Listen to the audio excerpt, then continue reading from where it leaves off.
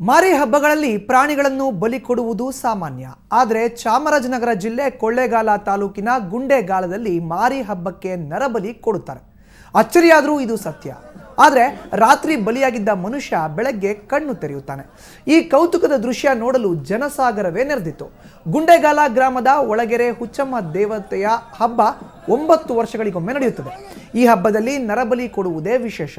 ಬಲಿ ಬೀಳುವ ವ್ಯಕ್ತಿ ಕಳೆದ 1 ತಿಂಗಳಿಂದ ಪ್ರತಿನಿತ್ಯ ಒಮ್ಮೆ ಮಾತ್ರ ಫಲಹಾರ ಸೇವಿಸಿ ದೇವರ ಧಾನ್ಯದಲ್ಲಿ ಮಗ್ನರಾಗಿ ವ್ರತಾಚರಣೆ ಇರುತ್ತಾನೆ. ಬಲಿ ಬೀಳುವ ಈ ವ್ಯಕ್ತಿಯನ್ನು ರಾತ್ರಿ ಮೆರವಣಿಗೆ ಮೂಲಕ ಮೇಲಕ್ಕೆ ಎಸೆದುಕೊಂಡು ಬರುತ್ತಾರೆ. ಈ ವೇಳೆ ದೇವಸ್ಥಾನದ ಮುಂಭಾಗ ಆತನನ್ನು ಮಲಗಿಸಿ ಆತನ ಬಾಯಿಗೆ ಅಕ್ಕಿ, ಅರಿಶಿನ, ಕುಂಕುಮ ತುಂಬುತ್ತಾರೆ.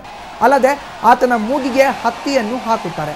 ನಂತರ ಬಲಿ ಬೀಳುವ ವ್ಯಕ್ತಿಯ ಎದೆಯ ಮೇಲ್ಭಾಗದಲ್ಲಿ ದೇವಸ್ಥಾನದ ಪೂಜಾರಿ ಕಾಲಿನಿಂದ ಮೊದಲು ತುಳಿಯುತ್ತಾನೆ. ನಂತರ ಭಕ್ತರು ಈತನನ್ನ ತುಳಿಯುತ್ತಾರೆ.